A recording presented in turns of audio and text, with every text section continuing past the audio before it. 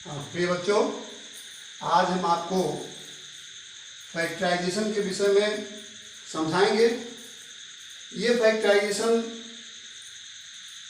दो या दो से अधिक टर्म्स को ग्रुप में लेकर के फैक्टराइज किया जाता है। यहाँ पर हम आपको क्वेश्चन दे रहे हैं AB plus BC plus AX plus CX। यहाँ पर देखिए AB plus BC plus AX plus CX, इसको हमें प्रोडक्ट के रूप में लिखना है। अब आप देखते हैं, हमने कहा कि ग्रुपिंग करते हैं, तो यहाँ पर हमने जो है देख लीजिए आप लोग, टू टर्म्स, दो पदों की ग्रुपिंग कर लिया। और ग्रुपिंग ऐसे करते हैं कि जिसमें हमें कुछ कॉमन फैक्टर अवश्य मिले।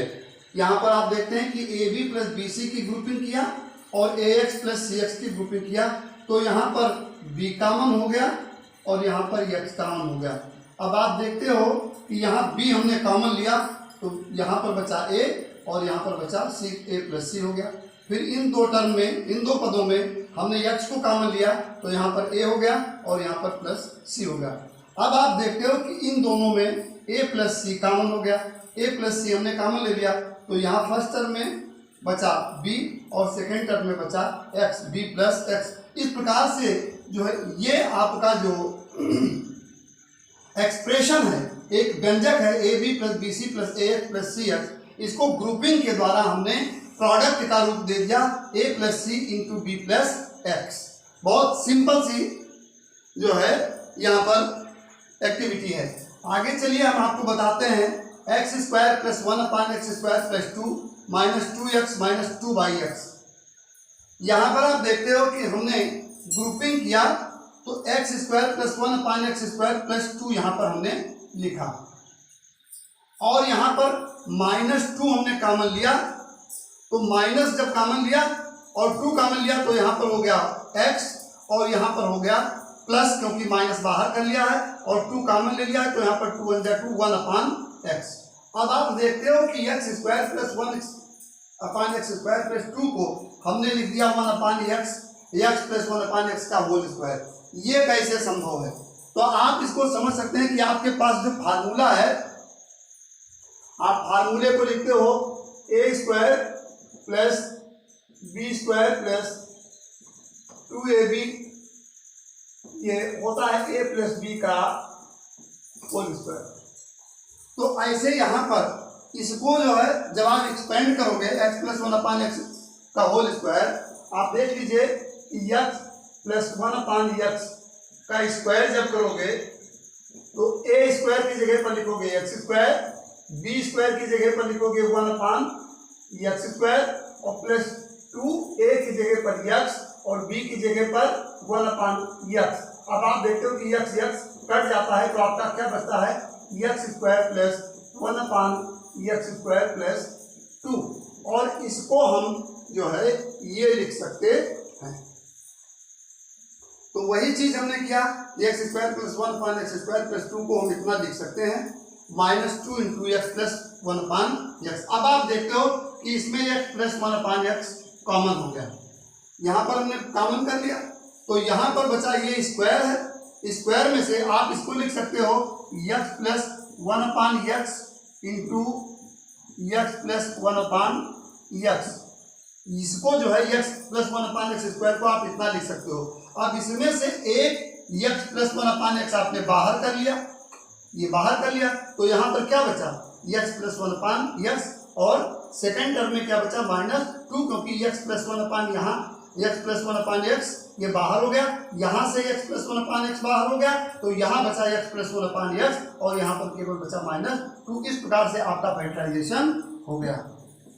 अब आइए जो है यहाँ पर तीसरे क्वेश्चन में हम देखते हैं, थर्ड क्वेश्चन में x² plus 3x plus x plus 3।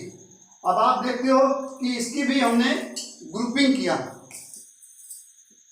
दो पदों की ग्रुपिंग किया, दो पदों को एक साथ में लेकर के उसमें कॉमन फैक्टर को बाहर किया जाता है। यही यहाँ पर हमने यही किया। अब आप देख रहे हो कि x² प्लस 3x² एक ग्रुप में, x प्लस 3 एक ग्रुप में, यहाँ पर x कॉमन लिया, तो यहाँ पर बचा x और यहाँ पर 3x था, तो x को जब बाहर कर लिया तो यहाँ पर बचा 3।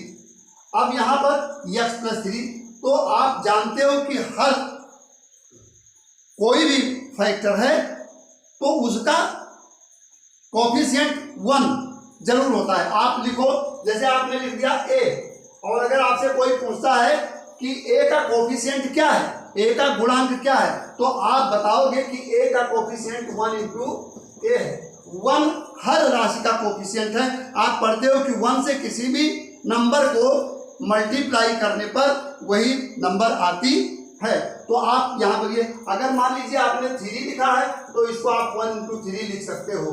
तो आप देख रहे हो कि 1 को जब आपने बाहर ले लिया तो यहाँ पर क्या बचा, जो है ये 1 आपने बाहर लिया तो यहाँ पर बचा x, ये जो है a, और यहाँ 3, तो यहाँ पर 1 आपने बाहर लिया, x का जो है गुणांक 1 है, 1 आपने बाहर कर लिया तो x बचा, और 3 का भी गुणांक 1 है, इसको आप बाहर कर लिए तो यहाँ पर 3 बचा।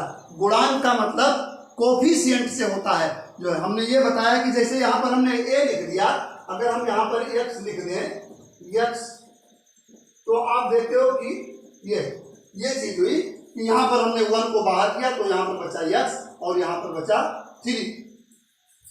अब इन दोनों टर्म में आप देखते हो, दोनों पदों में जो है कि क्या कॉमन है, तो x प्लस 3 कॉमन हो गया। x प्लस 3 को हमने बाहर कर लिया तो यहाँ पर बचा x और यहाँ पर बचा 1। इस प्रकार से इसको हमने दो प्रोडक्ट के रूप में लिख दिया, प्रोडक्ट के रूप में इसको हमने शो कर दिया, लिख दिया। यही फैक्टराइजेशन है और यही जो है ग्रुपिंग मेथड है। इसमें विभिन्न टर्म को एक साथ में लेकर के एक ग्रुप बना करके, उनका एक समूह बना करके, उसमें कॉमन फैक्टर लेकर के हम जो है इसको प्रोडक्ट के रूप में लिखते हैं। आइए क्वेश्चन नंबर 4 है आपका, 6ab minus B square plus 12ac minus 2bc।